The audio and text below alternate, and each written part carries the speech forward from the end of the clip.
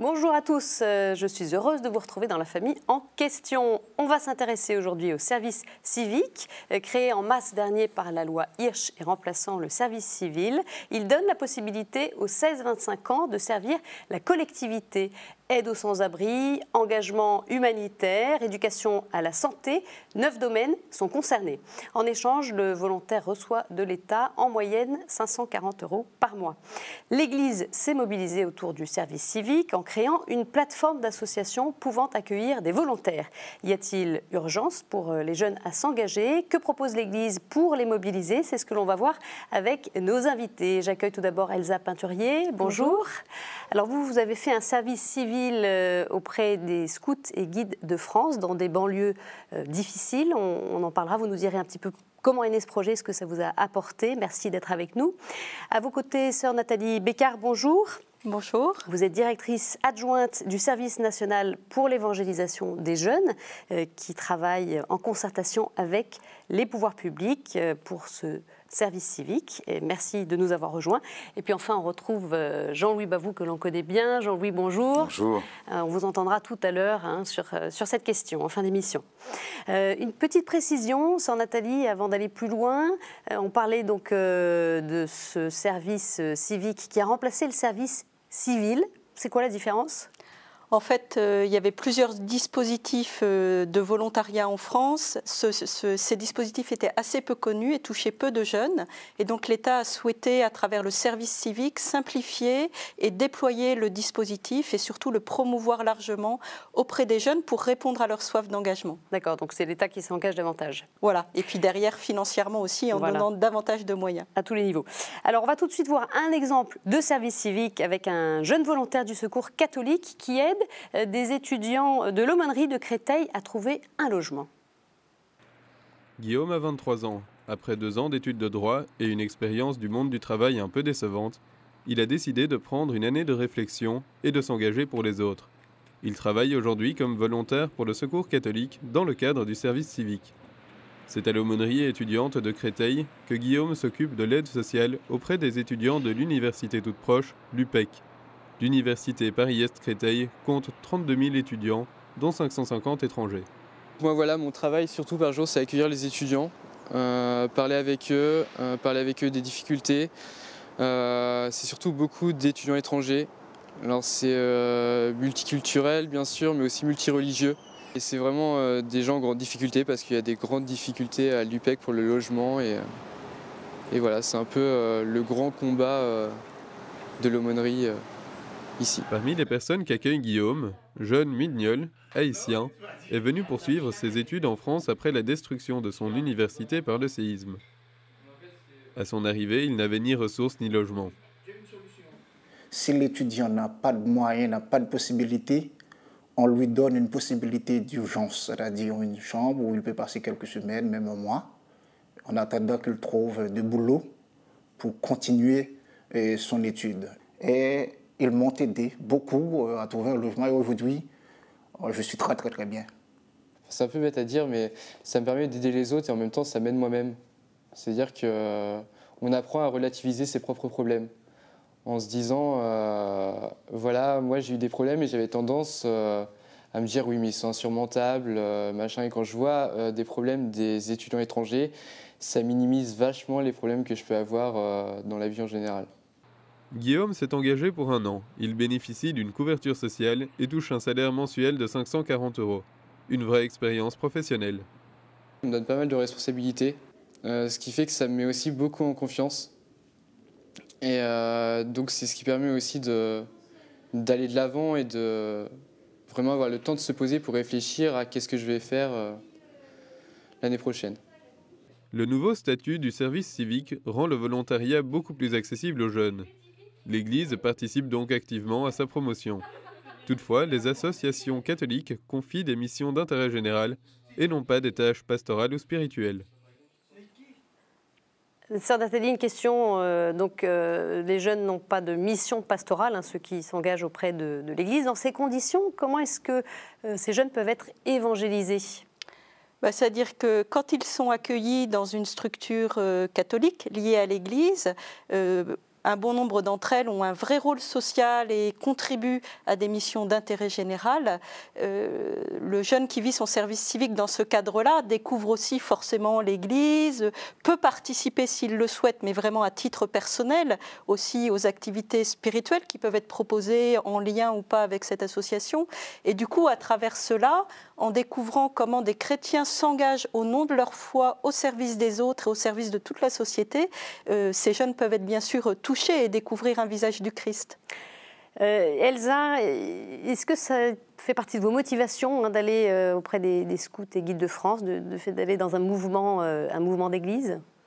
Oui, je pense que quelque part, moi j'avais envie de faire un service civil. Le fait de le faire chez les scouts et guides de France, mouvement dans lequel j'étais déjà impliquée, c'était une facilité parce que je partage déjà les mêmes valeurs que ce mouvement. Oui. J'avais envie de m'investir dans quelque chose que je connaissais. J'en ai fait depuis que je suis toute petite. D'accord, voilà. Vous baignez dedans. Donc c'était un peu une démarche naturelle en fait. Naturellement, quand la question du service civil s'est posée, je me suis tournée vers les scouts et guides de France. Oui. D'accord. Sœur Nathalie, c'est quoi la mission précise d'un volontaire? Est-ce qu'il n'y a pas peut-être un risque de confusion entre les bénévoles dans les associations, ils sont nombreux, éventuellement les salariés? Il fait quoi ce volontaire du service civique dans cette équipe? Alors ces missions peuvent être assez variées et c'est vrai que ce n'est pas forcément très simple de voir quelle est exactement la spécificité d'un volontaire. Il y a soit le risque d'en faire un super bénévole ou d'en faire un sous-salarié. Et nous, dans notre démarche, l'Église est très attentive à valoriser le statut spécifique du volontaire et à lui proposer des missions utiles. Je crois que ce qui est très important, c'est qu'il soit réellement sur des missions utiles. On est aussi attentif à ne pas le mettre sur des missions qui devraient être confiées à des salariés, mais d'abord de lui proposer des missions qui lui permettent d'être en contact et en relation avec des publics auprès desquels il n'a pas forcément l'habitude d'aller. Je crois que l'expérience la plus forte du volontariat, c'est de s'engager au service des autres et de découvrir finalement des réalités, on l'a très bien entendu dans le reportage, auxquelles qu'on ne connaissait pas. Et je crois que peut-être la première mission, c'est du relationnel, souvent, même si après, il peut faire aussi des tâches concrètes. Alors l'important, et l'Agence du service civique est très attentive à la définition des missions. Et c'est d'ailleurs sur la question des missions qu'elle agrée ou qu'elle n'agrée pas les associations. D'accord, l'Agence du service civique qui a été mise en place par les pouvoirs publics, voilà, tout à fait. La loi IH, avec laquelle vous travaillez. Elsa, alors vous, qu'est-ce que vous faisiez concrètement? Vous avez travaillé donc, dans des banlieues en difficulté, en région parisienne. Comment ça s'est passé? Alors, en fait, l'idée du volontariat chez les scouts et guides de France, notamment en scoutisme pour tous, c'est de permettre à des jeunes qui sont dans des endroits où il n'y a pas forcément d'activité, de leur faire découvrir le scoutisme à travers la prise d'autonomie, la découverte de la nature, de l'action, du jeu. Et ça, c'est vraiment notre credo. Vous les emmeniez en sortie? Concrètement, voilà, c'était on proposait des activités sur le quartier le mercredi, le week-end, donc des grands jeux sur le quartier, des sorties, des week-ends, des mini-camps pendant les vacances. Vous quittiez un peu justement ces quartiers ah oui, tout à fait. Vous alliez où? La campagne? J'ai emmené une fois, par exemple, tout simplement au Champ de Mars, les jeunes qui habitaient à Gennevilliers mais n'avaient jamais vu la Tour Eiffel. Et on a fait des grands jeux sur le Champ de Mars. C'est pas très loin, mais c'est quelque chose qu'ils n'auraient jamais pu faire seuls, évidemment. On les a emmenés aussi camper en pleine nature pour des enfants qui n'avaient jamais dormi sous tente. C'était une révolution. En mini-camp, il y a des camps qui sont faits l'été également partout en France. Je me souviens d'un camp dans la région du Havre, en bord de mer. Voilà. C'est des activités qu'on leur propose. Ce qui se fait en fait de façon classique avec les scouts quand on part en camp. Oui, finalement, c'est du scoutisme. Adapté bien évidemment, mais ça reste du scoutisme. Voilà. D'accord. Alors, on l'entendait dans le reportage, le jeune dit ça m'a appris à relativiser mes propres problèmes. Ça a été le cas pour vous ou pas? Je me suis retrouvée à 19 ans sur un quartier où des jeunes de 8-10 ans avaient vécu 4 fois, 5 fois ce que moi j'avais pu vivre en fait en 19 ans. C'est-à-dire? Des jeunes qui ont des situations qui ne sont pas simples. Qui grandissent dans un environnement qui est pas forcément optimal. pour un enfant de cet âge-là, des problèmes sociaux, familiaux, une école qui ne répond pas forcément à leurs besoins et à leurs attentes. Qu'est-ce que vous vous êtes dit en observant ça, en fait? Comment? Qu'est-ce que vous vous êtes dit, vous, au contact de ces jeunes, de ces enfants? Eh bien, je me suis dit que si nous, on pouvait leur apporter quelque chose, c'était le moment de le faire. Ouais. Et notre mission, elle était vraiment là. De se dire qu'il y a un des grands jeunes du quartier qui me disait que les jeunes, quand ils sont avec nous, ils ne sont pas en train de faire autre chose sur le quartier. Donc, c'est de la prévention de la délinquance, mais aussi prévention sociale, je dirais, de leur montrer qu'on peut s'en sortir même si on est dans un quartier où... Vous vous êtes senti privilégié, du coup? Oui. Oui. Ça, Nathalie, justement, est-ce que les jeunes, et ça vous l'observez au sein de votre service, est-ce que les jeunes ont du mal un petit peu à se décentrer aujourd'hui? C'est ce que vous voyez auprès de tous ces jeunes? Je ne sais pas s'ils ont du mal. En tous les cas, ce qui est sûr, c'est qu'on est dans une société très cloisonnée, très éclatée. Et du coup, ils vivent dans leur sphère, dans leur réseau. Et l'expérience du volontariat, je crois qu'elle est d'abord celle-là, de sortir de sa sphère, de son petit réseau, de son cercle de proches, et de découvrir autre chose. Et paradoxalement, peut-être beaucoup de jeunes, effectivement, restent assez centrés sur eux, mais en même temps, ils aspirent beaucoup à rencontrer d'autres univers. Ils vivent à l'heure de la mondialisation. En fait, le volontariat le plus connu, c'est le volontariat à l'international, qui existe depuis longtemps. Et beaucoup de jeunes ont l'idée de partir ou veulent partir à l'étranger. Voilà. Et à travers le volontariat en France, en fait, ce qu'on leur propose et ce qu'ils peuvent découvrir, c'est qu'il peut y avoir un même dépaysement culturel, en fait, sans faire trop de kilomètres. Et qu'il y a aussi des choses à faire, et il y a aussi à s'engager pour être utile sur des problématiques concrètes de la société française et auprès d'un certain nombre de publics. Mais est-ce qu'il y a une urgence pour que ces jeunes se mobilisent aujourd'hui, puisque vous avez profité de ce mouvement mis en place, de cette dynamique-là autour du service civique? Est-ce que les jeunes aujourd'hui, ils ont besoin qu'on vienne les chercher, qu'on les bouge un peu? Alors, en fait, ils ont une très grande soif d'engagement. Toutes les enquêtes le montrent. La première valeur des jeunes, c'est la générosité, la solidarité.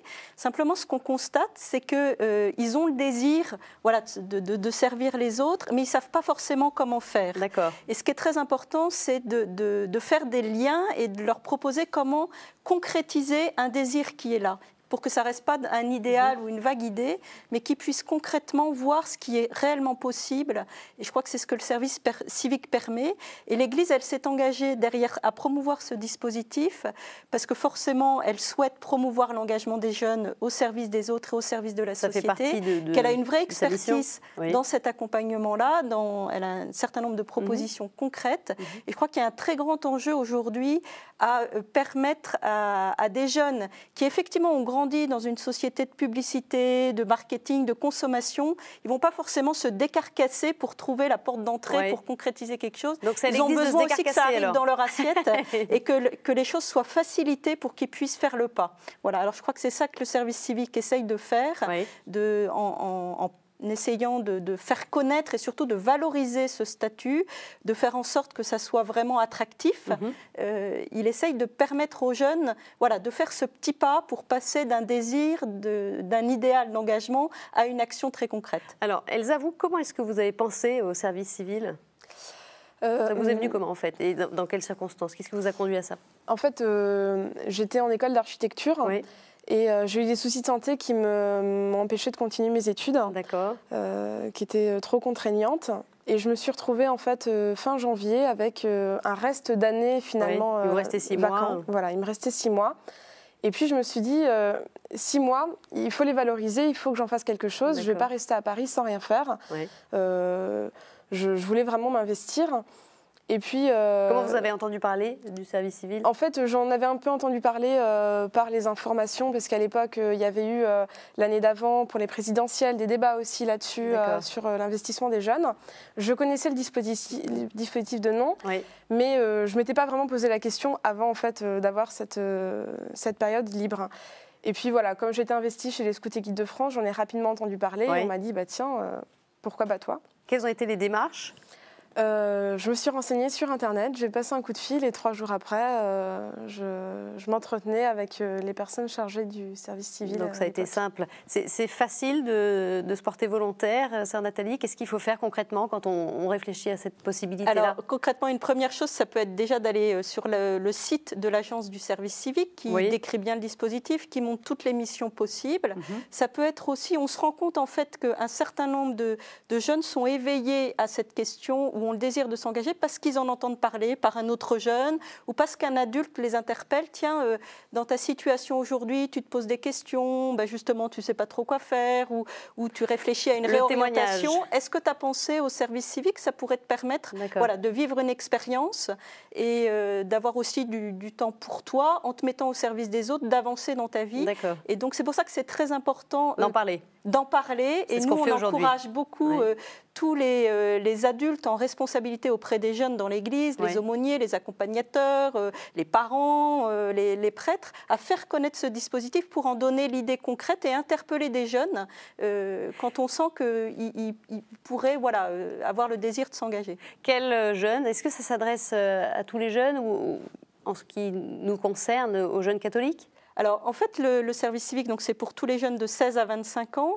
Et la loi et les députés ont beaucoup insisté sur l'importance d'une mixité sociale et que ça ne s'adresse pas uniquement à des jeunes qui sont assez spontanément dans l'engagement. Et donc, c'est très important que l'Église, et nous, on croit que c'est une vraie chance que les organismes catholiques proposent le service civique, bien sûr, à des jeunes catholiques, mais pas seulement, à d'autres jeunes qui, on le voit par exemple au Secours catholique ou sur une bonne trentaine de volontaires, tout le monde n'a pas forcément un lien très fort avec l'Église. Et pour certains, c'est l'occasion du coup de découvrir aussi, d'avoir une autre image ou une autre idée de l'Église à travers une action concrète en lien avec un organisme. Qui peut accueillir? Quelles associations, quelles structures?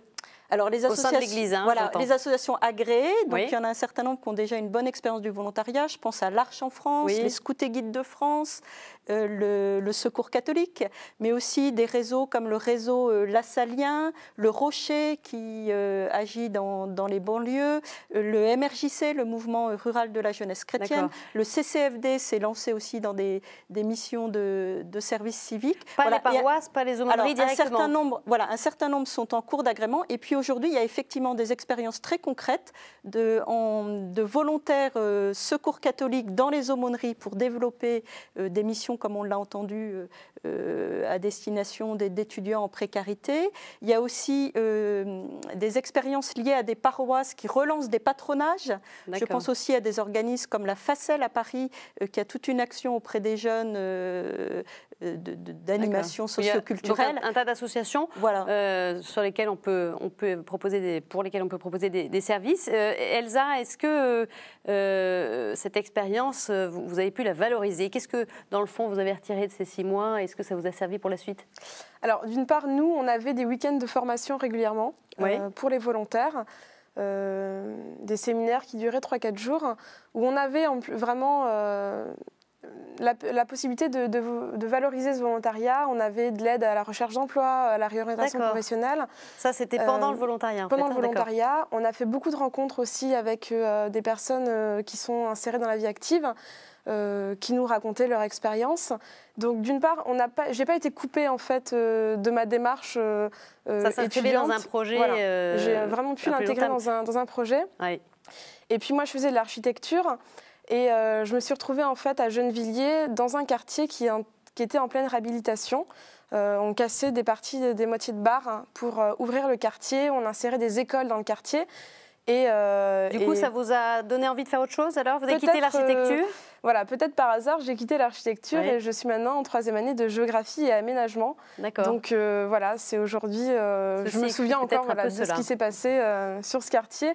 Et c'est des choses qu'on étudie en cours, donc je pense que quelque part, c'est pas anodin. D'accord. Il y a une question importante, sœur Nathalie, c'est celle du tutorat. Le dispositif du service civique prévoit qui est un tuteur, qui aide un volontaire. Alors ça marche comment? Parce que ça prend du temps d'accompagner. Voilà. Donc, comment ça marche ça? Ça marche. Ce qui est important, c'est que le volontaire est un référent au sein de l'association dans laquelle il est.